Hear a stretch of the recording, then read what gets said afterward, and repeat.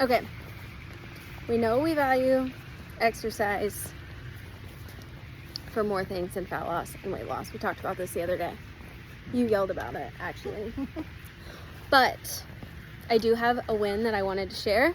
I had a student just finish up 12 weeks of nutrition coaching. She lost 11 pounds of fat. And initially, she's That's like... 11 packages of bacon. 11 packages of bacon, yeah. I had to, like, give her a visual. She was like, 11 pounds? I'm like, bro, 11 pounds. So, if you do have a fat loss goal or a weight loss goal, expectations on how fast you're going to lose weight, I think, are an important part. Because if you're losing too fast, then one, it might not be fat. It could be water weight.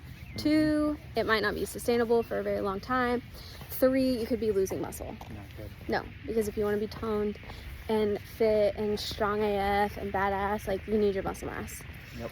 So if you take your body weight, we're going to do an easy one, 150 pounds times 1% would be 1.5.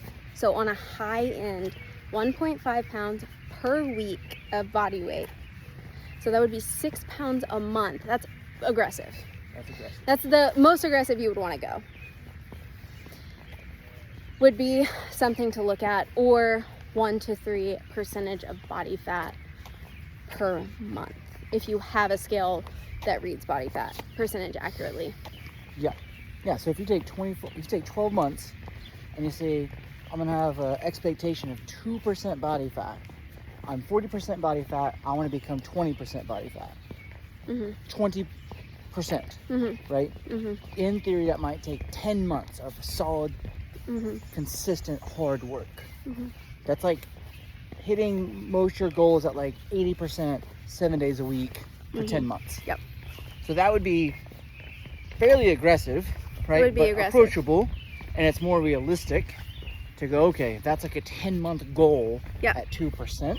Yeah. But that's an expectation that's appropriate for the level of effort you put in. Yeah. And then you could look at weekly averages, and then it would be smaller increments, right? You wouldn't be losing a ton. This 20% fat loss goal wouldn't happen in a month, but you would know that from the beginning. And then so each month you could see averages and look and track it that way. Yep. Yep. Not... And it's not going to be linear. Yes. We're talking linear numbers from expectations. If you're to take a trend line straight across or down, right? But really it's going to look like zigzag, zigzag, zigzag because, well, we're humans living in real life. It's not going to be such data analog, like check, check, check, check, check, because things are going to happen. Things are going to happen. You're going to travel maybe. Right. There's going to be dips and valleys because that's also how the human body works. If you're a female, you have your cycle to factor in. Right. All of these things. Right. But it should look somewhat linear-ish through a month, trend line, 2 months, 3 months. Yes. Right. Over the most data points, you're going to see a trend line going in the right direction. Yeah. Because even if you were to take that same 10 months with like a goal of 2% a month, but then you're like, I'm just going to lean into the process as consistently as possible for like 60 or 70% effort. Week after week after week, and I lose 10% body fat in 10 months, that would be wild. It's wild, yeah. That would be wild. Yeah. So it's not going to be linear every week. You're not going to lose the same percent, but then if you're not losing anything and you're in a fat loss or a weight loss phase, then you're not in a fat loss or a weight loss phase. So it's either like you just got to be a little more consistent, or maybe start tracking for a little bit if you're not tracking, so you know how much you're consuming, so you can really go into a deficit to see fat loss. And then if you've never tracked before and you have a fat loss or a weight loss goal, then really first step is to start tracking protein. Protein, yo, which I have a lot of free stuff on protein. So, but you would want to just see where you're at. Take your body weight again, times it by 0.7, and that's how many grams of protein you would want to shoot for as a minimum intake. 0.7 for life.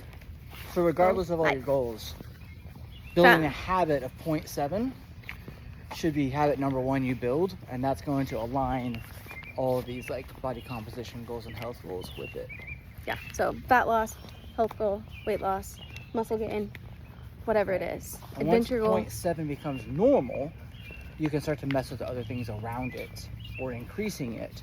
But that's the first go-to. Just get to 0.7, 7 days a week, 7 weeks in a row, and then worry about other things after that. That's all. Do you have like a protein guide? Do what? Do you have a protein guide? I do have a protein guide. Just comment protein below and I'll send it to you. Easy.